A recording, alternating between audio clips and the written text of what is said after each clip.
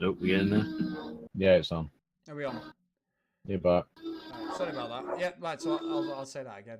Yeah, the situation with Sony and what they've done with Fortnite is just sort of alienating player base really, because the arrogance is still there. I don't know why they won't go cross-platform on this, especially with the numbers. It's not going to harm anybody if you're playing it on a PS4, an Xbox PC, or a Switch now. Well, that's the thing, is that to them it will harm their position, because what you've got to look at it as is that if you've got people who are playing, say, like a group of kids, and half of them have got Fortnite and they're playing it on PS4, yeah,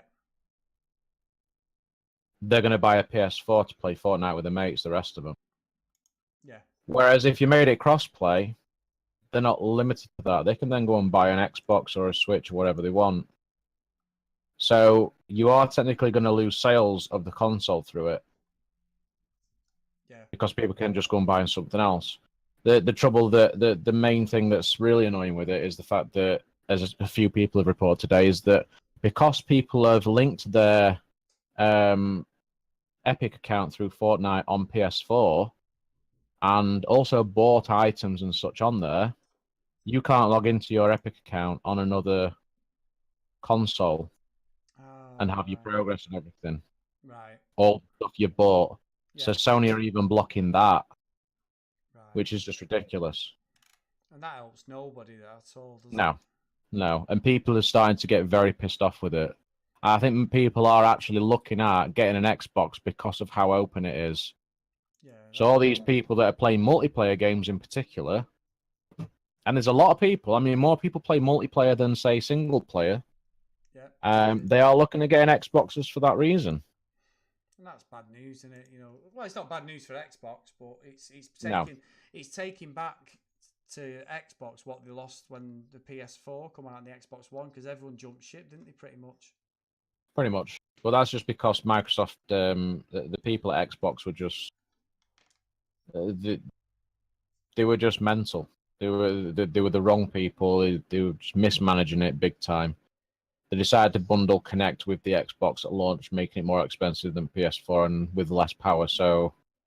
And it was just a total PR disaster, multiple times, in that year. So it was just ridiculous. They just tried to push too much. No, you're right. Yeah. I mean, I think Sony is very slowly killing themselves over this PS4 business. Like Dan said, they started off so strong compared to the Xbox. Even myself, I was convinced that I thought, well, if I'm going to get an next-gen console, I'm probably going to end up getting a PS4 now, because it was just an absolute state when they released that. But they seem to quite significantly pick themselves up. And now PS4, especially with this crossplay and this Fortnite business, it's not going to end well for them, I don't think. No, exactly. No.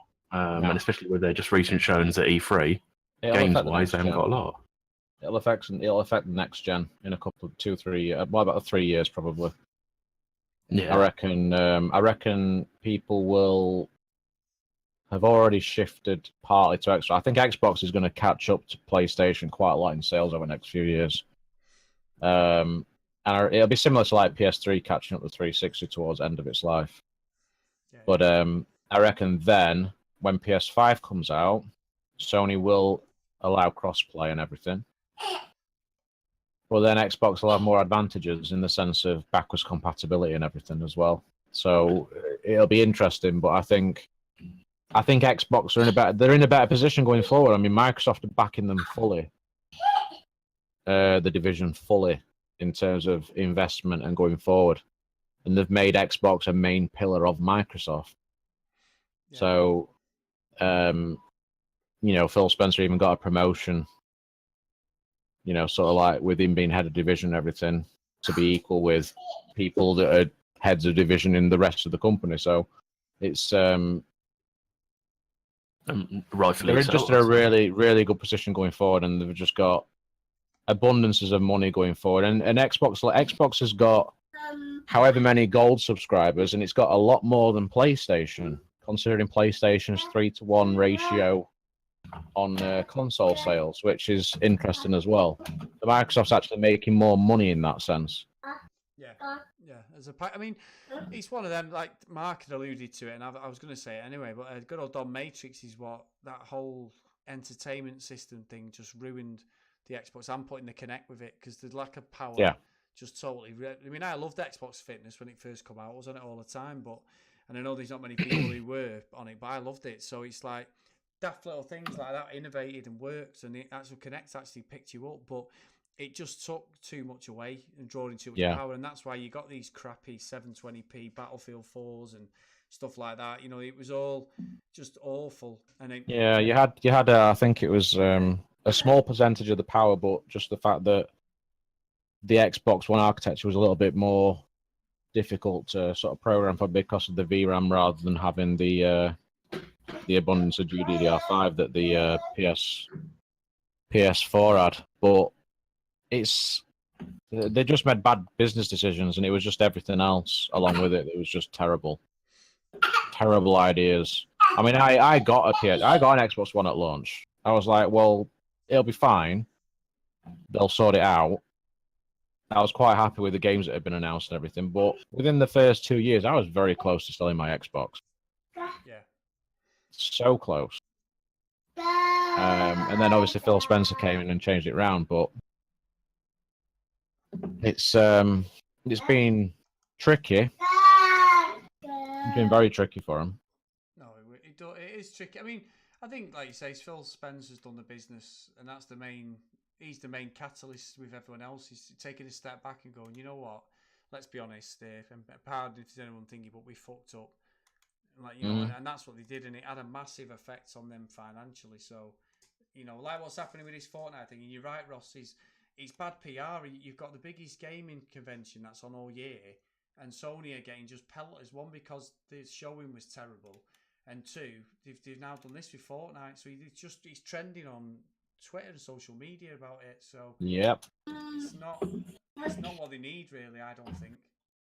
Nothing like alienating yourself from one of the biggest games in quite a long time. Exactly. Yeah. Exactly. You know, it's just stupid. Too stupid. Right, so worse than they could do. We'll have a look at the Nintendo one. Did you watch this one, Dan? 'Cause I know you said you were watching it. I watched a fair chunk of it, but I was also playing Battlegrounds at the same time. Ah, right. Okay. So, but I mean, the main focus of the show was clearly Smash Bros.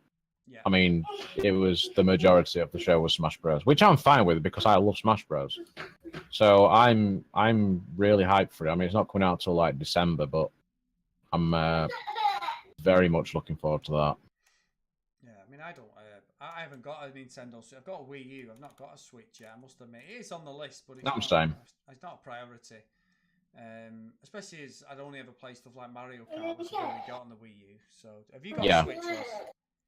No, I have looked into it. I kind of do want one a little bit, not just for me, but for the kids as well. Yeah. It's a diverse console. It's brilliant.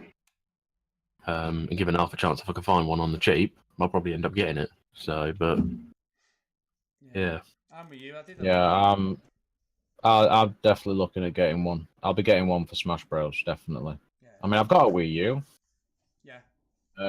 And it's great. It's just the games on it. Obviously, there's not a lot of not a lot of multiplayer, and the multiplayer capabilities aren't really as well done as say on the Xbox. But it's the games. I just need to get it for the games that are coming. Yeah. Exactly. Smash Bros is one. I want to play Mario Odyssey, Metroid Prime. They didn't show any of that, but it is in the works.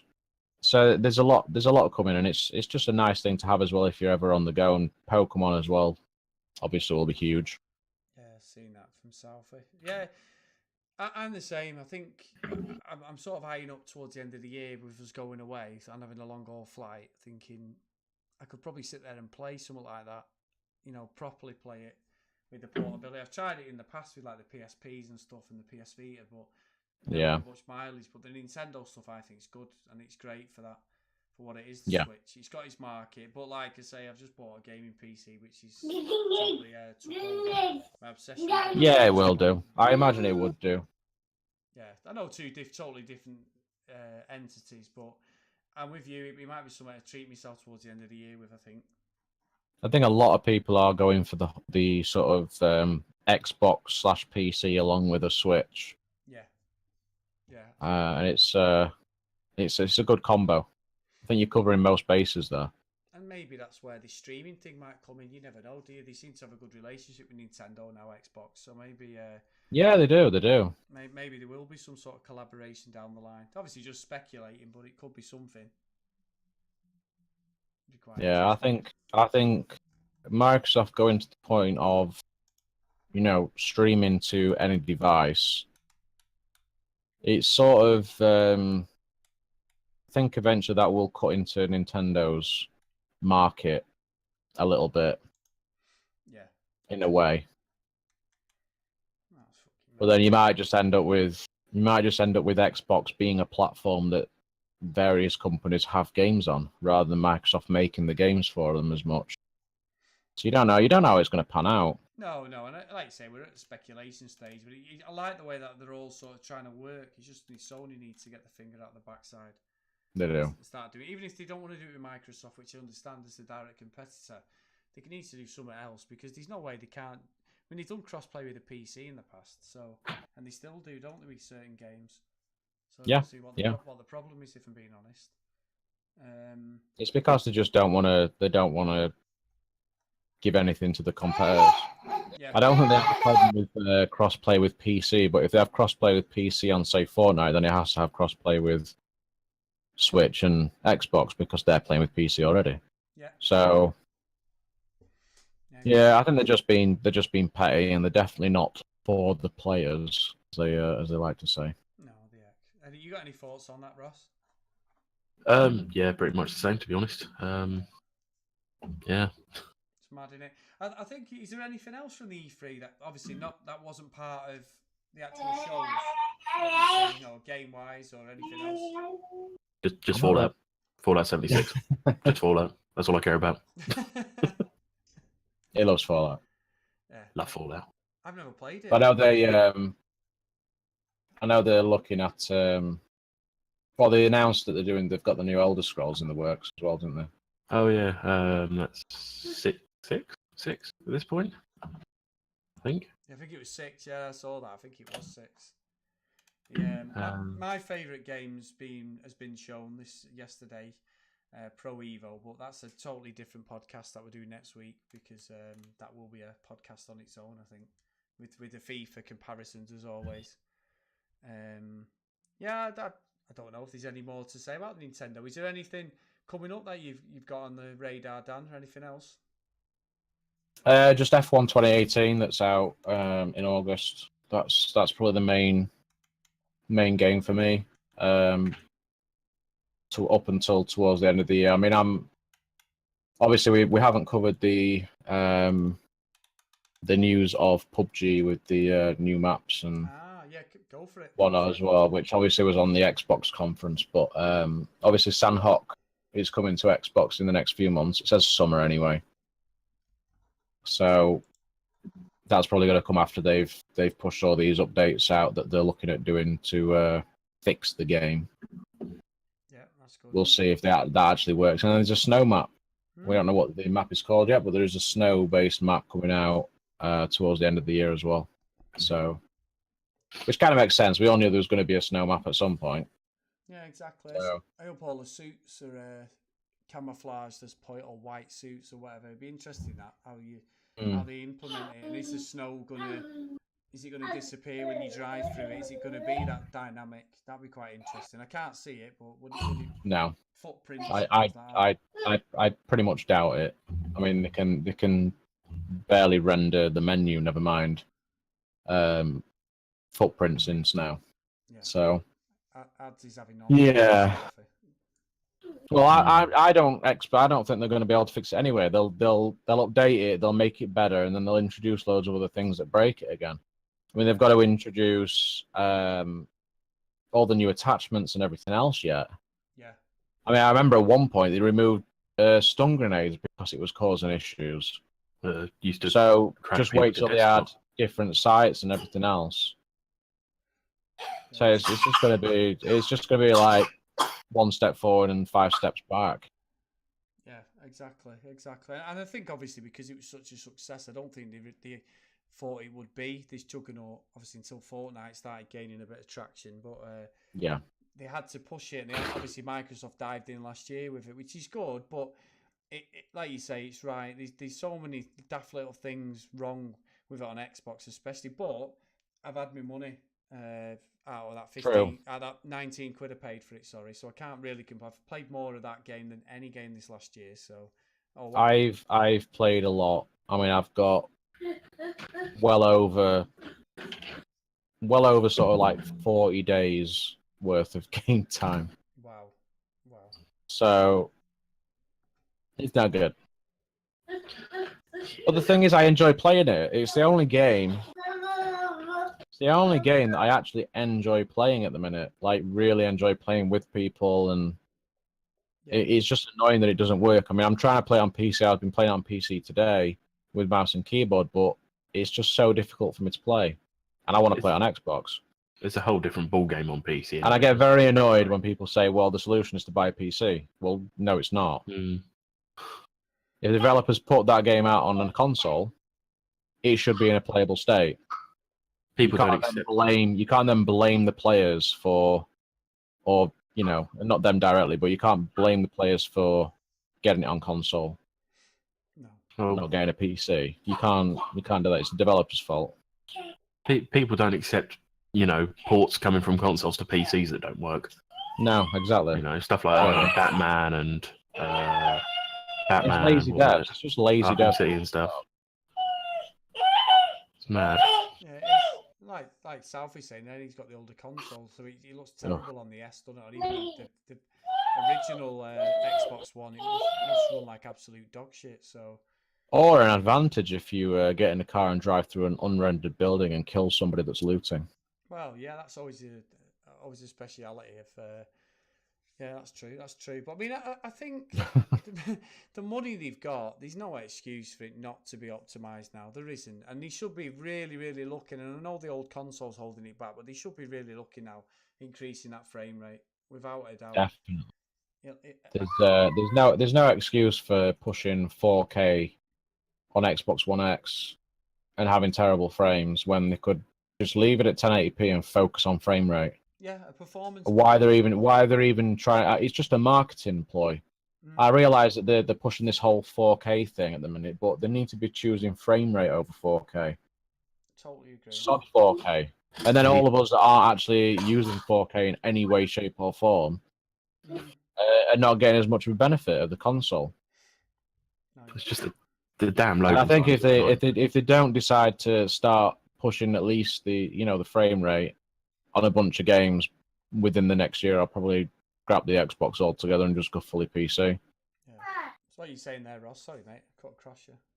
Oh, no, that's right. Just saying, in terms of PUBG, they just need to just fix the downloading times. Yeah. I know Xbox as a whole have started this new fast start thing. Yeah. I'm not entirely sure how it works, but that might be a step in the right direction at least. I don't think that's for in-game. Weird, isn't it? Yeah, I don't know. That's just a case. That's just a case of when you actually click to load the game up to start with. That's it. Oh, so it's not even. Oh, right. Okay. Well, that's. So it's nothing to do with actually in the game and rendering objects and such, as far as I know. So it's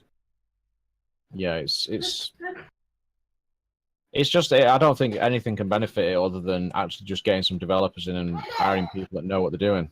Yeah, just looking at some of the comments. And money. Here. Yeah, exactly what you have to do. You have to invest in it. And Southie's saying that Fortnite runs fine. It's free. He's right. Why is the game we're paying for running rubbish? I mean, in some respects, it doesn't. The new map Miramar plays a lot better than Erangel, what it's called.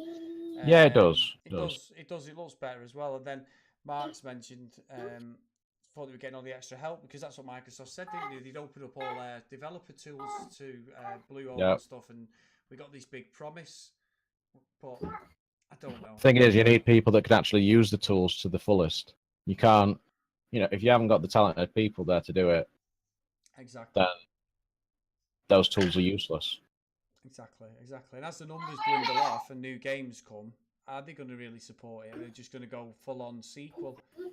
In a year or so, they've got to release it as 1.0. So I don't know. I know that they said they were releasing it as 1.0. I think around the time that Sandhawk comes out as well, yeah, or a little bit later after that. But it needs. I don't know. I think even if they made a PUBG 2, I think they'd have the same issues if they're using the same people and having the same. Unless they change the engine altogether, and I don't know. I don't even think they're capable, to be honest. no. I think even with the best source, even Voldemort would struggle to pull them out of this one. I think it's just got to be playable for everyone, irrespective of what console you've got.